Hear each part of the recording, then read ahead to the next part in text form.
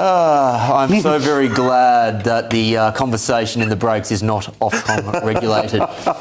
Let's move on, ladies and gentlemen, to news coming out of the United States, and that is that the preliminary cause of death for key Trump ally Lindsey Graham has been revealed by medical examiners who say the 71-year-old likely passed away due to a heart issue.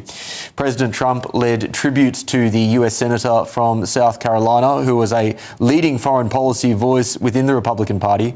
Graham was a vocal supporter of American involvement in conflicts abroad, including both Ukraine and Iran. With me now is US political reporter for the Daily Mail, friend of the show, Victoria Churchill. Victoria, great to see you again. This is very sad news, particularly as he was a relatively young man. What has been the response in Washington to the death of Lindsey Graham? Well, I think the death of Lindsey Graham marks really the end of an era here in Washington. He, for most of his career, marked a kind of old school approach to U.S. foreign policy that were shared by the likes of Senator John McCain and, for example, even some other members that are outgoing. I actually spoke in an exclusive interview with Michael McCall, who is a former chairman of both the House Armed Services as well as the House Homeland Security Committee. And, they really both of them counted McCain as a mentor.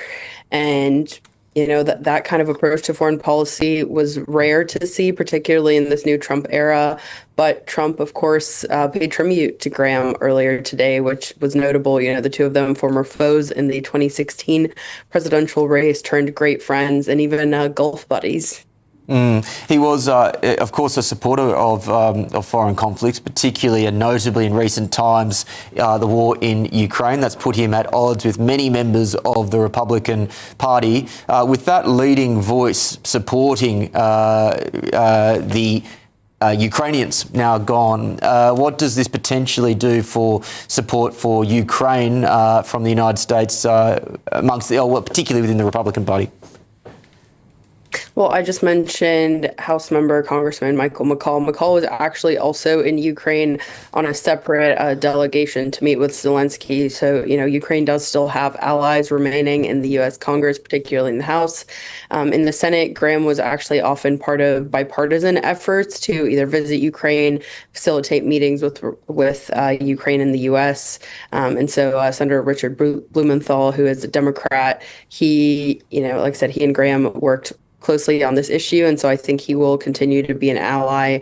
But it'll be interesting to see kind of out of the up and coming waves of Republican lawmakers if anybody will kind of follow Graham's trajectory or if that will go by the wayside. Victoria, I'm going to quote The Guardian here, something that I'm not often want to do.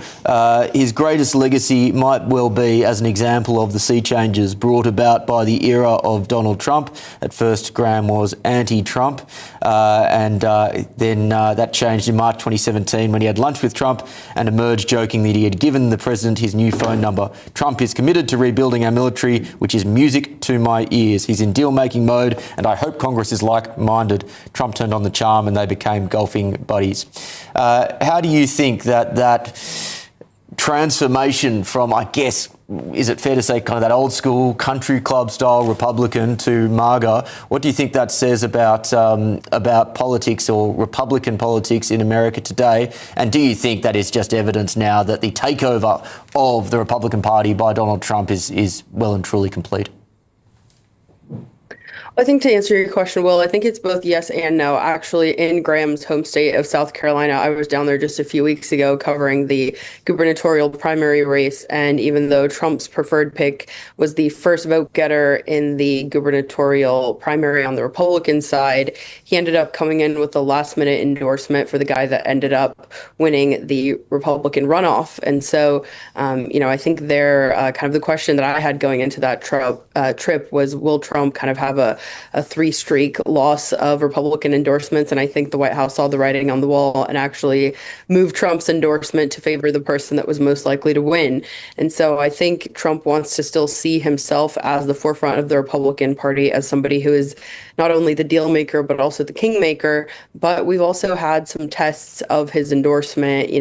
Two candidates have already lost, particularly in Iowa. There was an incumbent Republican congressman who was running for the governorship there, who lost his primary. And so, I think the White House is trying to make sure that Trump, particularly after these midterms, is not a lame duck.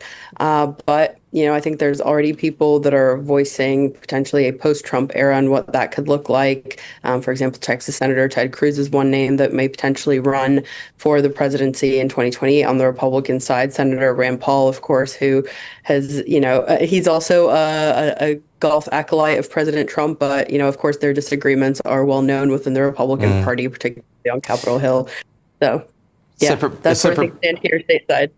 Separate but related question on another Republican stalwart, Mitch McConnell, who's also had his fair share of health issues. Do you have any updates on what his current status is, both in terms of his health and in terms of his position within the Republican Party more generally? So Senator McConnell is not running for re-election this year. The Kentucky Republicans have already had their primaries. So, they have their selection for who they're putting forth in that seat. But of course, as you guys flash up this picture here, Senator McConnell released an update earlier this afternoon that he is, working to get back to full health and to be on Capitol Hill, and, to hopefully finish out the last few months of his term up until November with no hiccups. But he did also note in that message, given that he has been gone a month, that he wishes his recovery could be taking less time, but at the kind of the pointing in the direction of doctors that he is taking as much time in the hospital as he needs before he gets back to it. Victoria, great to chat to you as always. Thank you for your time.